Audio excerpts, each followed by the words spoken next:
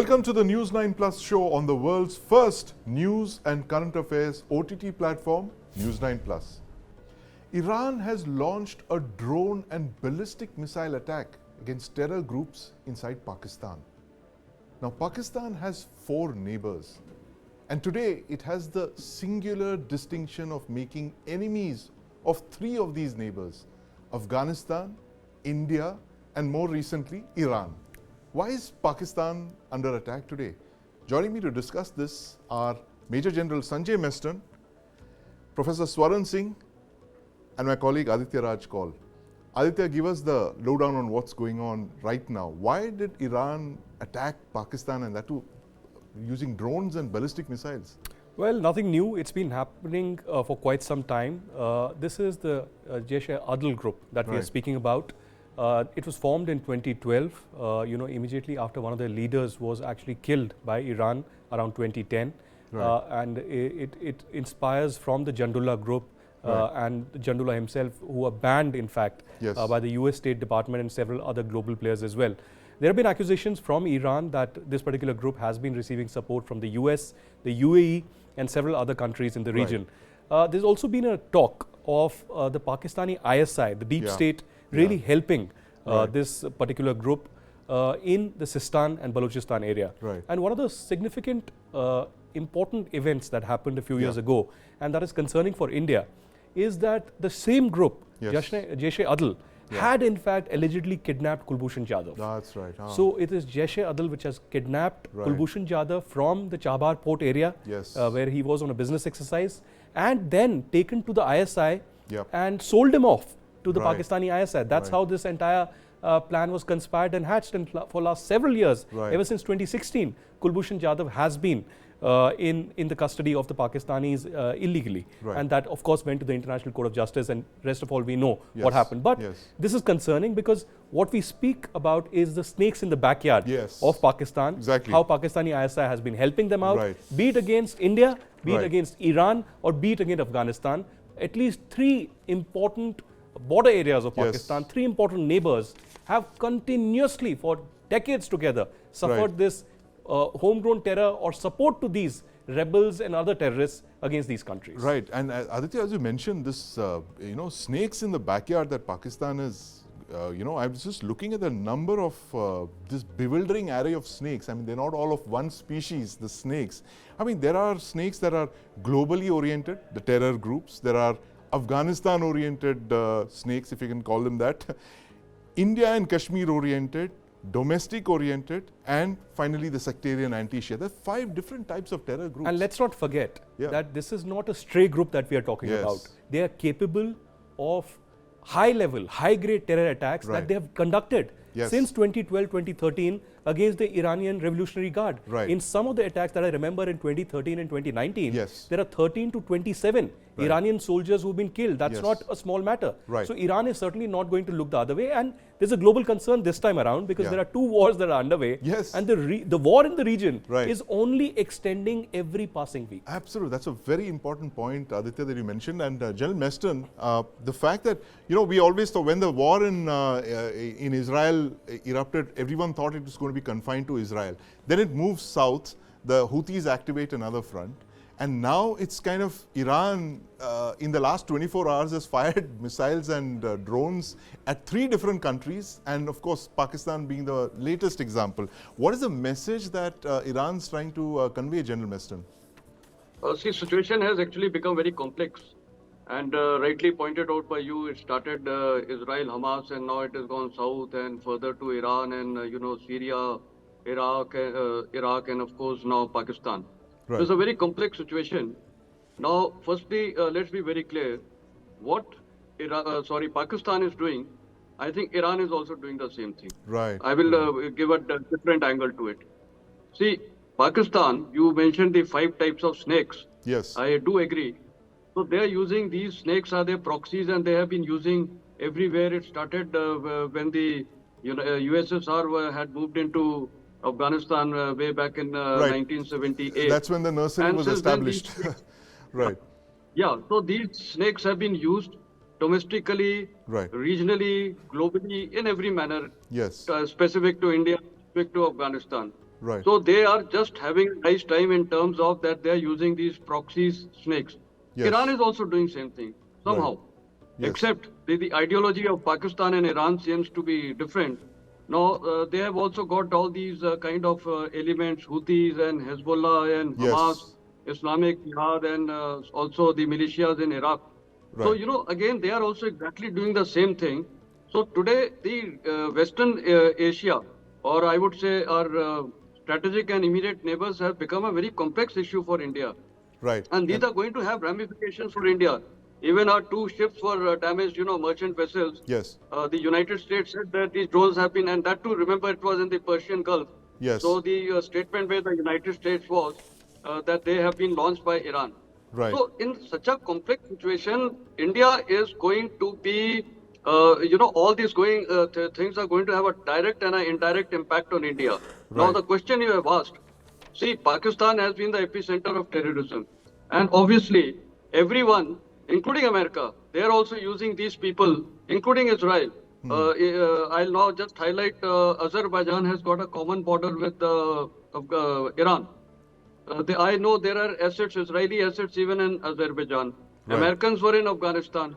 They Yes. uh, they have got a good foothold in Pakistan. So they are using their proxies to target Iran. Right. Right. Now, Pakistan airspace has been violated number of times by the Americans, now by the Iran. Yes. Even we didn't violate, we went and attacked. So what I'm trying to say, Pakistan has now become some sort of a banana republic. No one knows who's controlling it, and God knows what is going to be the future of this Right. country. It's most Therefore, worrying. again, Yes. And the fact that yeah, it is worrying. So y- today, two neighbors, Iran, yes. both having a very a different policy, but both are impacting us. Yes. Our foreign minister had just visited Iran, and we are aware what's happening in the Persian Gulf. Yeah. Our ships are also, we are also getting affected. So Yeah. these two neighbors, I do not know how India deals with them and the world deals with them. In the in the near run, probably the conflict could get enlarged. And now let's see how Pakistan responds because they have also made a threat that we will retaliate. Yeah. But I doubt they will retaliate. They will do only some kind of a small incident. But will they have the courage to launch missiles of the drones in Iran? I have my Yeah. reservation. So it's a very complex situation, and India needs to watch out for that. Right. I want to bring Professor Swaran Singh in on this.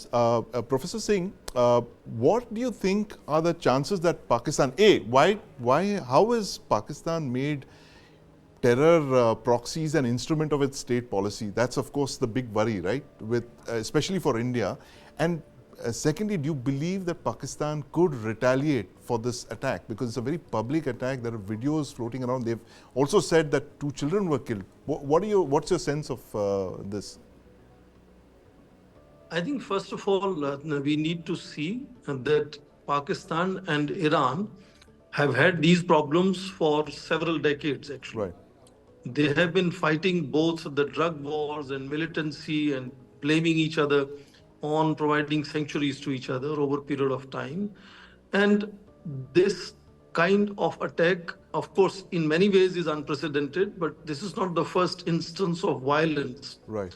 In fact, the Sunni Salafi group that we are discussing, Jaish al-Adl, has often claimed of kidnapping, of attacks, of violence across the border on other Right. side. Right. And Iran has repeatedly complained about it and Yes. sometimes also threatened to take action. But it very often has been the fact that both sides have been dealing with this problem with each other, sometimes accusing each other all the time. So we have noticed a very harsh verbal response saying that Yes. there would be consequences. It will mean, sort of trust will be shaken between two countries. But I don't assume that Pakistan is going to retaliate in terms of launching any attacks. Because that is now becoming part of the larger problem of Middle East. Right. It's not just that Iran has hit targets in Pakistan. It has also, on Monday only, hit targets in Iraq and Syria. Yes. And I think the United States would also not like to see Pakistan reacting in terms of retaliation, and because that will only allow further expansion of the larger conflict that US in some ways is trying to control Right. and restrict to Israel and Hamas. So I understand that both in terms of their tradition, and both these countries have been, sort of partners. And Iran was the first country on 14th August 1947 to recognize Pakistan. Yes. After revolution again in 1979, Pakistan was among the first to recognize the new regime, revolutionary regime in Tehran.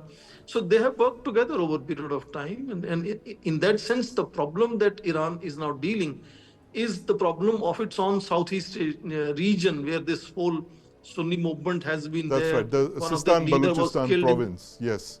Yeah, so in that sense, there is a whole independence movement here that Iran has a problem with and Pakistan has a problem with. On that count, both of them are on the same page in that sense. Right. So I don't see in that sense this is going to be something that either Pakistan will or Pakistan can Right. afford to retaliate in the same manner as has happened from Iran's side. Right. Aditya, what are your sources telling you? I mean, is it possible that Pakistan could retaliate, or as Professor Singh said, that, because of all these external pressures, they might actually just like to forget about this? But given the fact that this is a very high-profile attack, cruise missiles, ballistic missiles, drones and all that being used and publicly put out there in social media, everyone's talking about it.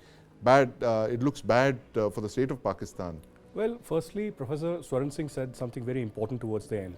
He said that both Pakistan and Iran have been victims of this kind of a separatist movement Yes. in the Sistan-Balochistan area. On the Pakistani-Balochistan side, we've seen a rebel movement growing, Right. and in the last few years gaining momentum, Yes. with a lot of killings, a lot of attacks taking place. Of course, we've covered this Similarly, extensively. absolutely. In the On the other side Baluchistan as well. series. On the other side as well, Right. Iran is suffering continuously. And if we look at the history over the last 2 decades, the kind of attacks that have happened inside Pakistan, there hasn't been much retaliation from the Right, Pakistani side. right. So there are two things here. India did Balakot, Yes. but there wasn't any significant kind of response. US killed Osama bin Laden. Right. Pakistan, however, came out and said that this is violating our sovereignty, nothing more than that. Right. Again, the Iranians, the Afghan Taliban has attacked continuously using mortar, using missiles. There's been no response, however.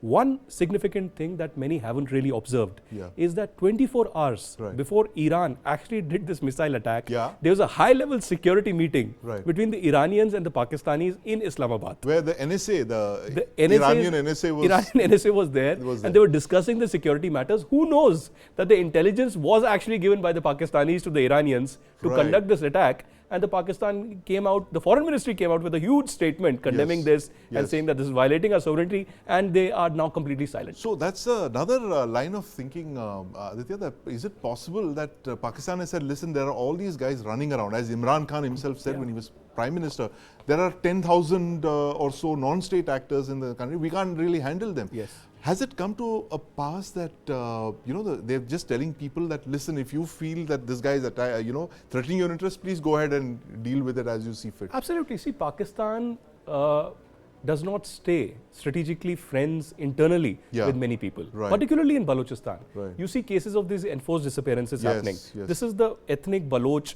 Right. who are campaigning and rebelling against the Pakistani So, state. break But it there are down. others.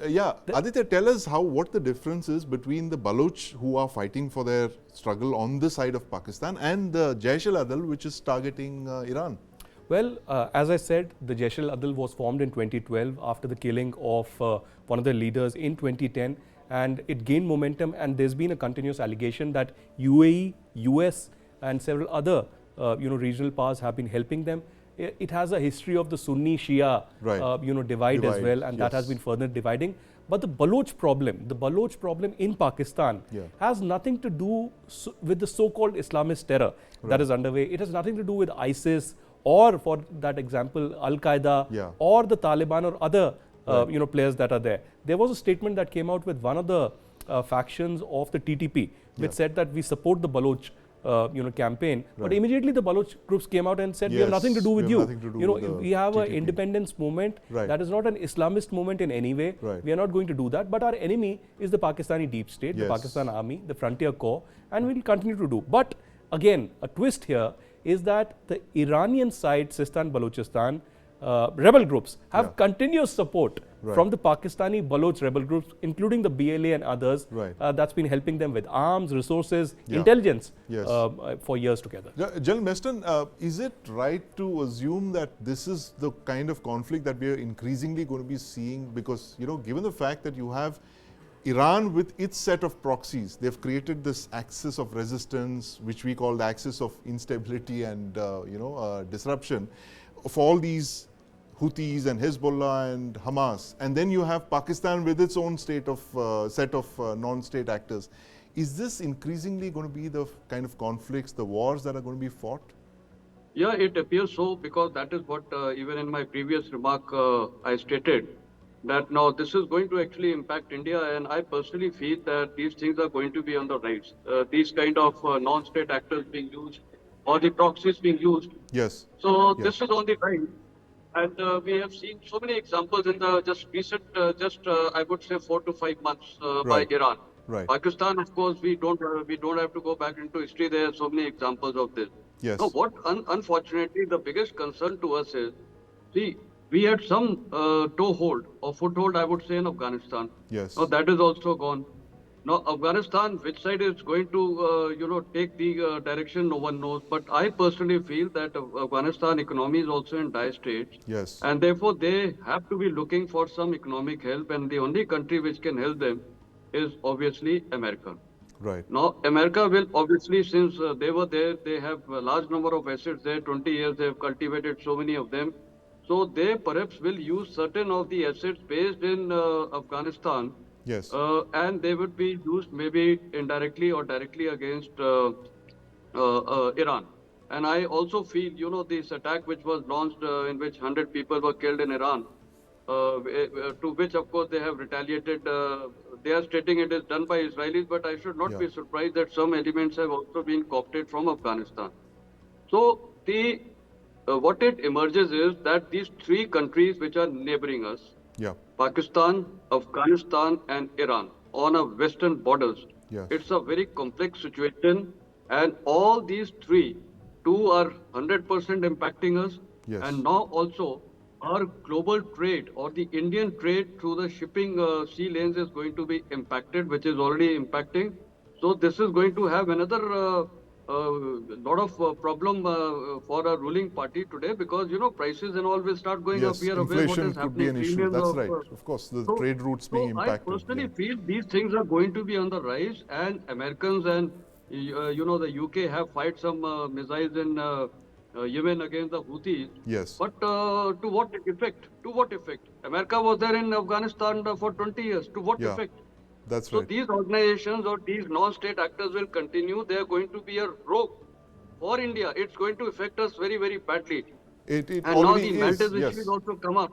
Yes. Yeah. So China is also going to play its part. So somehow the western periphery of India, including southern now, it's got a lot of security challenges for us, and India has to start looking to how to address. And I think Foreign Minister had just visited Iran. I think it was a good step, but our economic interest of it, Chabad Port, the North-South economic corridor. In fact, I want to ask, General Mestin, I want to ask Professor Singh this question about the Foreign Minister's visit. He was in Tehran just 24 hours before this attack. I mean, a lot of people are, joining the dots to suggest there was some involvement, but it's obviously this visit was planned well in advance. But tell us why Iran is really so important for us right now. The Foreign Minister had a very successful visit. He's mentioned the Chabahar port and of course the stock of the North-South corridor that General Mestin mentioned as well. But tell us why Iran should matter so much for us, given what they're at the center of right now. I think other than the whole historical connections that India has with the Persian Gulf nation, it is also important to understand that in face of all limitations, insinuations from the West, India has maintained, sustained its strategic partnership with Iran throughout this period. And that clearly underlines what India sees in terms of strategic importance of Iran. Iran allows us to leapfrog the problematic areas of Pakistan and Afghanistan to connect with much of Eurasia. Yes. Which is where there's enormous complementarity, enormous welcoming of India. Right. You remember in 2015, Indian Prime Yes. Minister made visits to all 5 Central Asian republics. Right. So in that sense, strategically, India's access to Eurasia using Chabahar port and Yes. South international transport corridor, plus of course a source of energy. Yes. In that sense, Iran can be and has been a very important source of energy for India. And I think the most important thing at this moment is that among very few countries, India is one country that is closely connected to United States and its allies, Yes. but also closely connected to countries that it is not comfortable with, or it is Right. kind of having adversarial relations, and Iran is one of them. And in that sense, Indian foreign minister being there Yes. was very important for West to see if they can, find out anything in terms of how to ensure that Israel's war in Gaza does not expand, and it is lately looking like expanding, Yes. particularly because of Western attacks on Houthis in Yemen, and now Iran's attack in Syria, Iraq, and in Pakistan. Right. That is creating a specter of likelihood of Israel war expanding into the larger region, which Absolutely. nobody can afford to allow that kind of thing to happen.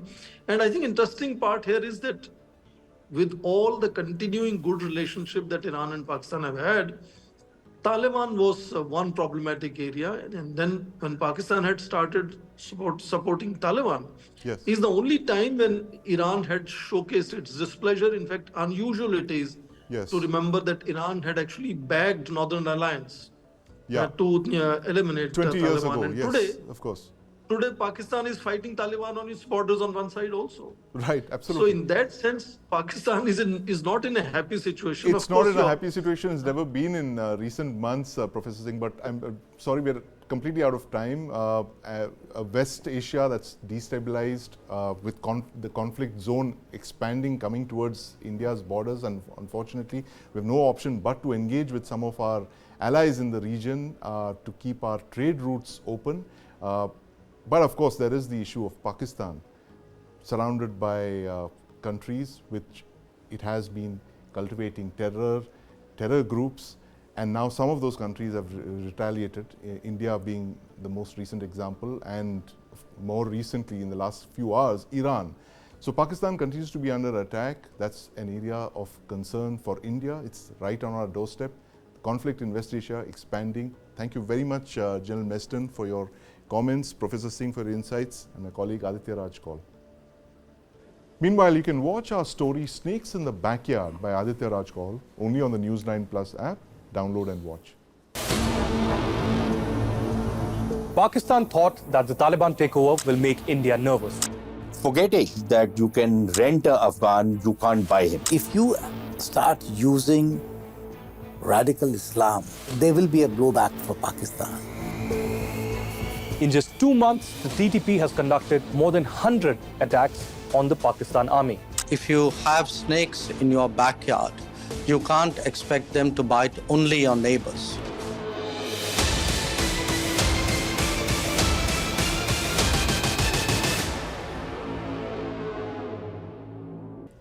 In November, the United States elects a new president.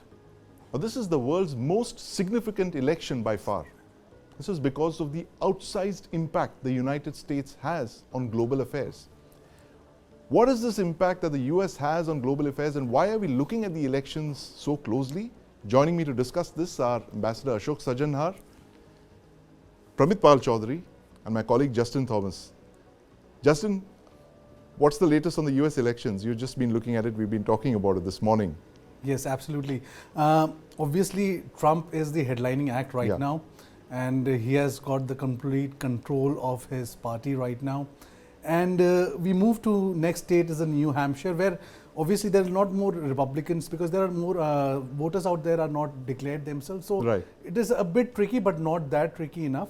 But I think right now, if you have to see from the world perspective, I think the allies are more worried than let's say the others, people who are, far off, because they have a lot of issues. EU has always been on a tit for tat with Trump administration. They are obviously different trade policies. They have issues.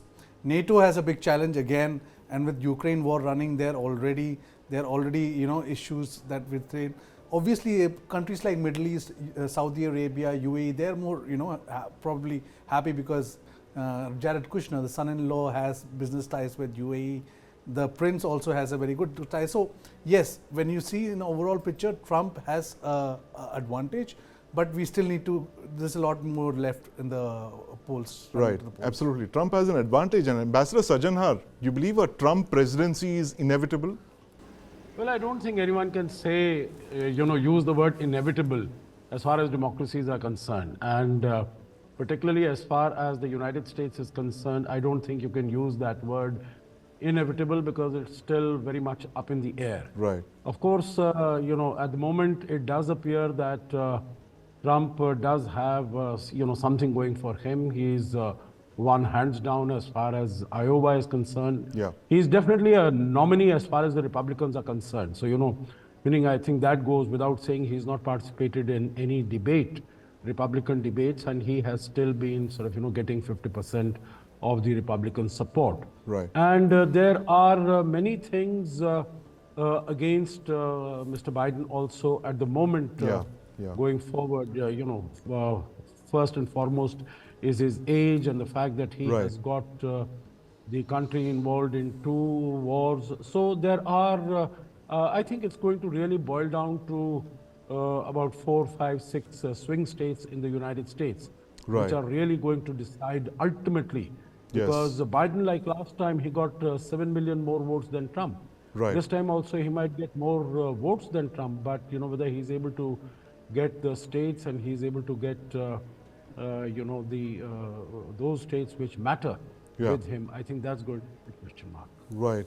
Pramit, is there a question mark at all on whether Biden is going to be the Democrat Party nominee for this election? What could go wrong? The only thing that could hold back Biden would be his health. Right. As we can see, he's been struggling, if you wish, at times because of his mental age. Yeah.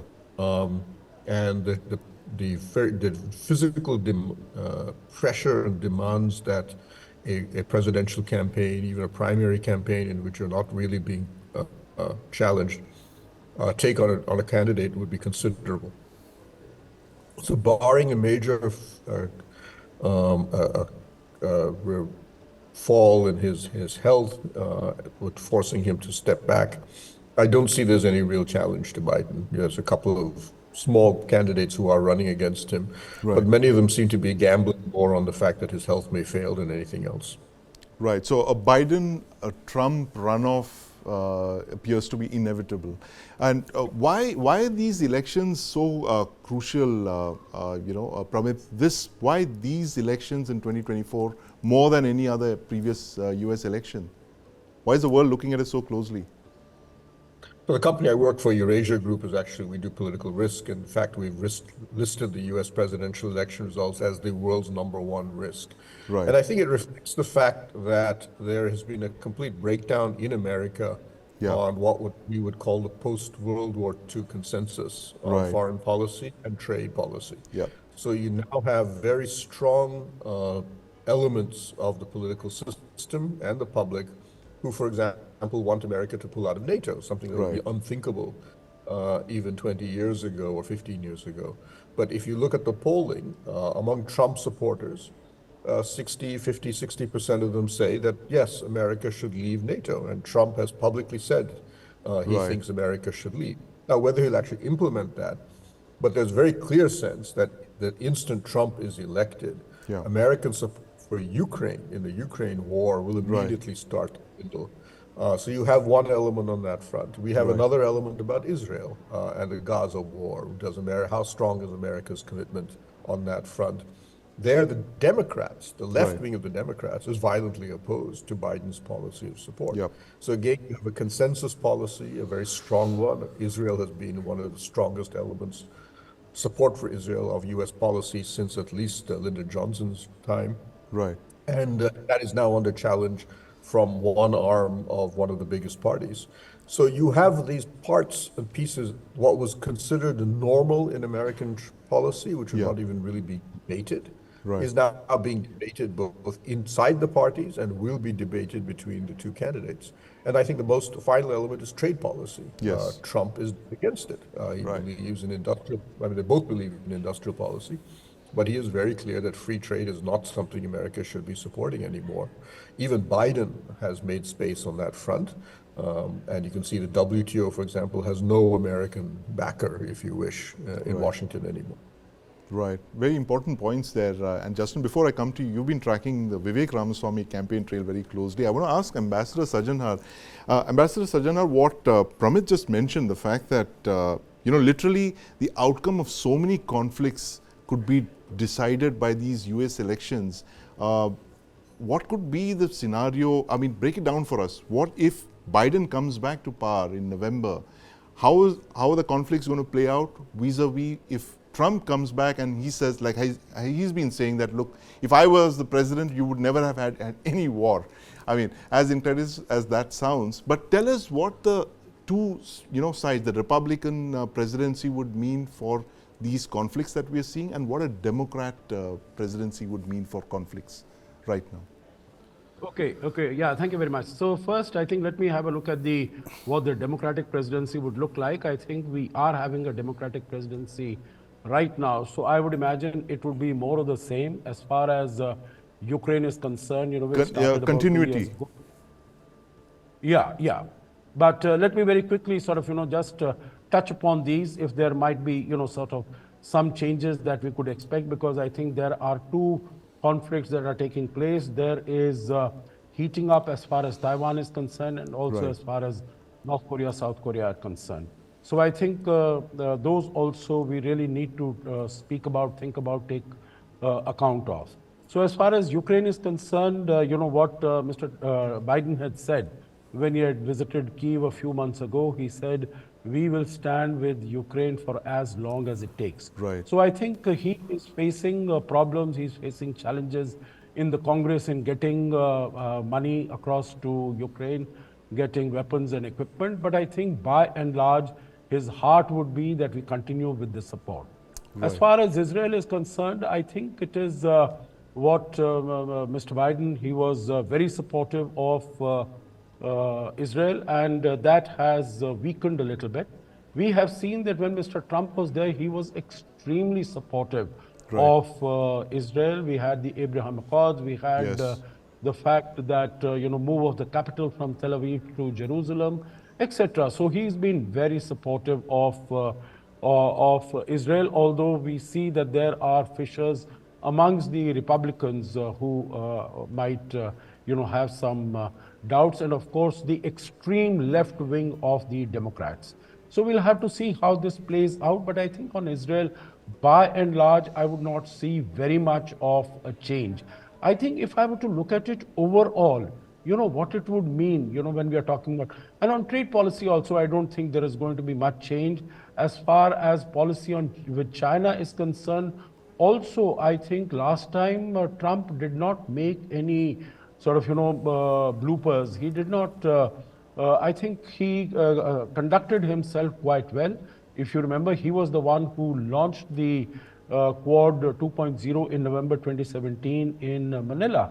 So I think his, and the fact that he pushed back against China on the trade issues, and he was able to come up with that agreement in February 2020, by which China was to import $200 billion worth more of goods from America. So I think with China, he will continue to push back both on the strategic front as well as the trade policy front. On Taiwan, I am not very certain what is the position he would take, although last time also, as I said, he wasn't too much off the mark. Mr. Biden has taken the Quad along very strongly.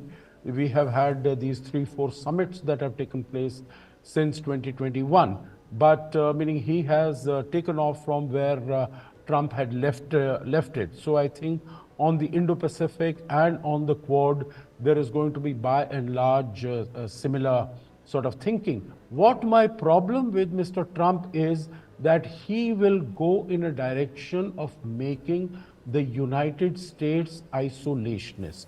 He will sort of, try to withdraw from outside, and particularly as far as Ukraine is concerned.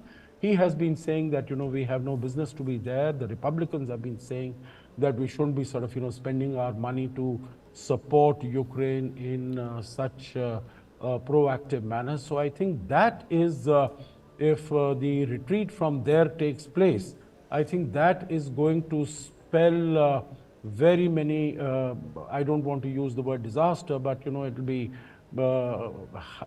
give a big pushback to the American leadership, to the leadership of the West and of NATO as far as the world is concerned. And it will considerably strengthen Russia-China axis.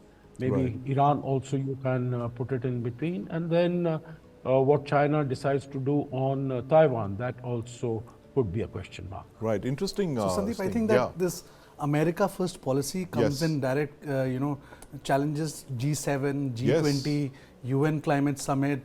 All these platforms are going to be affected by this America First policy. So let's be clear about that. Challenging times ahead for Trump and definitely his allies and people who traditionally consider themselves close to America, because they believe that the America First policy is always going to be that hindrance. Yeah, and as Ambassador Sarjan said, it's going to lead to a more isolationist America. And Pramit said that it's a complete breakdown of the world post 1948. But just in, a few hours back, Vivek Ramaswamy withdrew his bid for presidency, and he's in fact supporting Trump, and there were some very warm scenes of them together, and literally a fanboy club, two of them. I couldn't tell who was a bigger fan. But what's your sense? You think Ramaswamy is going to be the VP pick for Trump? That would be a very easy prediction, but I think they're knowing the way Trump functions. Obviously, we expect some spin-off happenings, because let's admit the the support base is similar for both the politicians, and obviously he is biding his time right now because he has a future. Remember, Trump has said already that we are going to work with him. So the question is it in the cabinet or is it a vice presidency? In what capacity exactly? But obviously there's going to be a role for Ramaswamy very clearly, because for him to come on the stage just the next day after he pulls off, clearly tells us that there is a bigger role for him. There's a bigger role for him. Possibly it's a fixed match, right?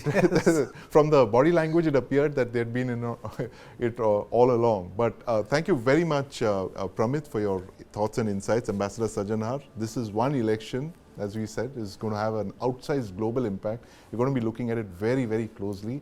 And Justin here's tracking it all along, caucus by caucus and election debate by election speech.